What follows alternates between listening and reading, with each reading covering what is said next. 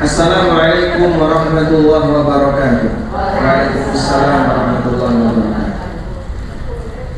Setiap sholat maghrib saya selalu mengirim Al-Fatihah untuk Rasulullah SAW, Bunda Khadijah. Apakah boleh dan bagaimana hukumnya? Pertama, siapa yang pertama kali ngajari surat Al-Fatihah? Rasulullah SAW.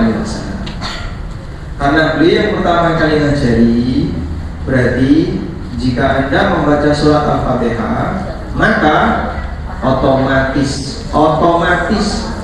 Nabi Muhammad SAW dapat baik dihadiahkan maupun tidak. Kok bisa, Pak?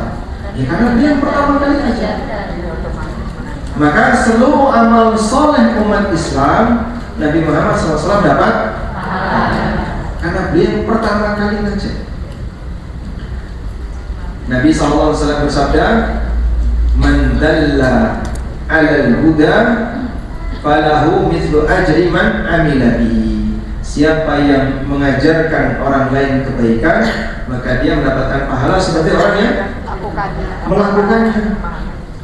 Sehingga ibu-ibu misalnya ngajari anaknya untuk beramal soleh sebisanya. Makanya jangan malas ngajari yang baik untuk anaknya ya. Kadang bu ini turun ini kalau HP anaknya kurang sholat ya dikancani Anda sholat di rumah berjamaah atau sendiri? Berjamaah dengan siapa? Anaknya. Jadi anaknya dikancani sholat. Pokoknya kata kuncinya kancani anaknya sholat. Itu pendidikan penting sekali bagi seorang anak dari ibunya. Ya. Nanti anak ini terbiasa sholat, orang tuanya dapat pahala enggak? Dapat. Sehingga Anda harus punya peran mengajari anak untuk ibadah, biar nanti anak ini ketika dewasa dia ibadah, bapak ibunya dapat pahala. Tapi ini Ustaz Rano kabeh yang sekolah ya Pak, belum yang sekolah. SPP orang bayar. Dari mana dia bisa mendapatkan pahala ibadah anaknya? Nah sekarang selanjutnya yang kedua. Ada orang yang mengatakan begini, coba tanya sama orang yang suka mengajarkan Al-Fatihah tadi, tujuannya apa dengan ngirim Al-Fatihah untuk Rasulullah SAW? Loh, kan beliau itu seperti tandon, gitu? Atau sendiri apa? Tandon air.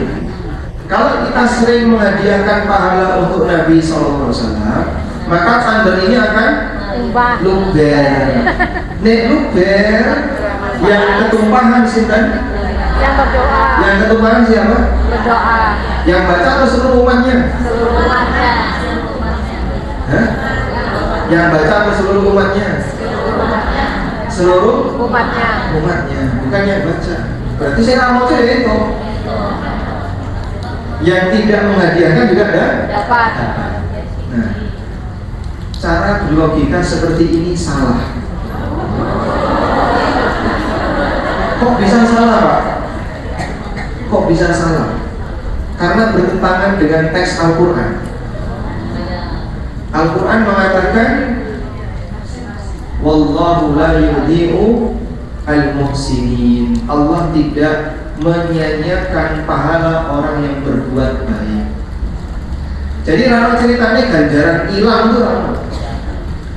Kok bisa luber? Luber itu kan berarti ada pahala Nabi SAW yang hilang. Luber ke umatnya. Itu kan berarti ada pahala beliau yang tidak dijaga oleh Allah. Kenapa Allah nggak jaga pahala Nabi SAW sampai ada pahala si luber? Apa tambungan ganjarannya cilik sehingga sampai luber? Ini salah dan itu bertentangan dengan nas Al-Quran. Nanti kalau Anda baca Quran akan ditemukan banyak sekali ya kalimat yang menyatakan Allah tidak menyia-nyiakan pahala orang soleh, Allah tidak menyia-nyiakan pahala orang yang berbuat baik. Artinya pahala itu tidak hilang. Apalagi ada istilah luber gara-gara diisi luber. Nah, terus berarti pahala Nabi ada yang hilang. Makanya kami nggak setuju dengan cara berpikir seperti ini. Ini ilustrasi yang bertentangan dengan Al-Quran. Karena Al-Quran tidak menyebutkan hal itu, bahkan yang benar pahala apapun ada di situ. Bertahan. Ya. Surat Hud ayat 115. Coba dicek. Surat Hud ayat 115. Nah. Di surat Ali Imran ayat 171 Allah berfirman, wa annallaha la yudhi'u ajral mu'minin. Allah tidak menyia-nyiakan pahala orang yang beriman. Di surat At-Taubah ayat 120 Allah berfirman, innallaha la yudhi'u ajral muhsinin. Allah tidak menyia-nyiakan pahala orang yang berbuat baik. Di surat Hud ayat 115, fa innallaha la yudhi'u ajral muhsinin. Allah tidak menyia-nyiakan pahala orang yang berbuat baik. Di surat Yusuf ayat 90 juga ada 4 ayat. Maka tidak benar kalau ada orang mengatakan apa? Ganjaran Rasulullah SAW lu itu buatan leres. Kalau lu itu berarti mantan sih? Mana mungkin kita pahalanya? Kenapa Allah tidak menjaganya? Sehingga keyakinan tadi tidak benar.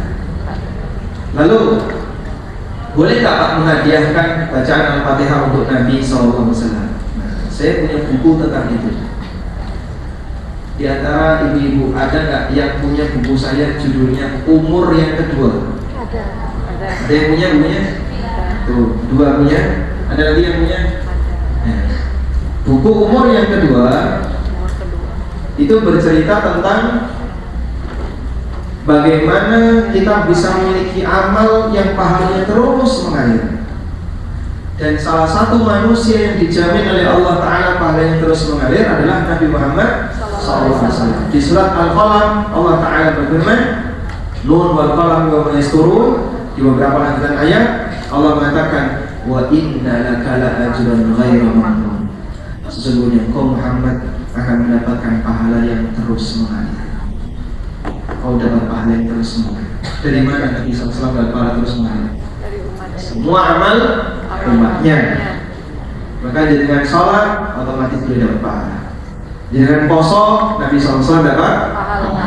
Dan ibadah yang lain otomatis tidak perlu dihadiahkan. Oleh karena itu Ibnu Attar, saya bacakan di sini keterangan yang disampaikan oleh Imam Ibnu Attar. Ibnu Attar ini muridnya An-Nawawi. Ibnu Attar muridnya An-Nawawi rahimahullah pernah ditanya oleh seseorang. Ini ada di buku saya itu ya. Beliau ditanya,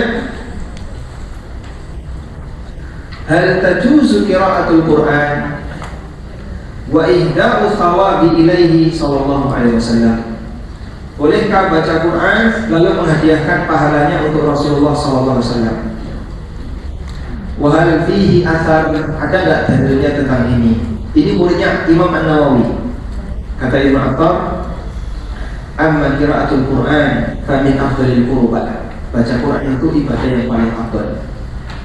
Wa amma ihda'uhu lin Nabi sallallahu alaihi wasallam. Adapun menghadiahkannya untuk Nabi sallallahu alaihi wasallam, falam yunqal fihi atharun mimma yuqtadu bihi.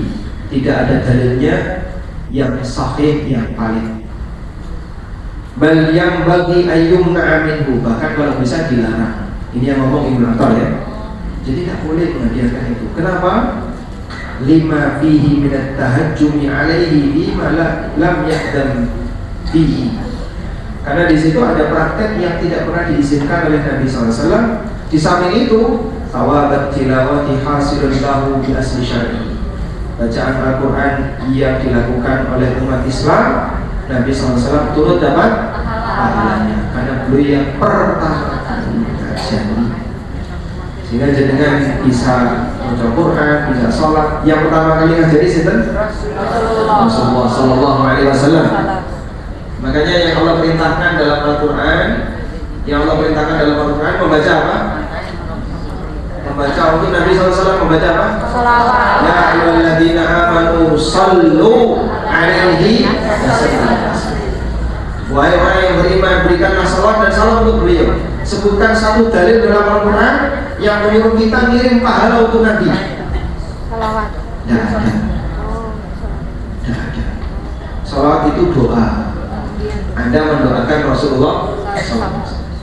Sehingga dalam Al-Quran tidak ada perintah kirimkanlah pahala Fatihahmu untuk Rasul, kirimkan pahala Al-Quran dan ngajimu. Tidak ada perintah. Adanya perintah berikanlah salawat dan salam untuk Rasul. Sehingga kita berterima kasih kepada beliau dengan cara memperbanyak membaca Allahumma salli wa sallim ala nabiyyina Muhammad. Sehari dengan salawat berapa kali? Hah? Semampunya, silakan. Makin banyak makin bagus.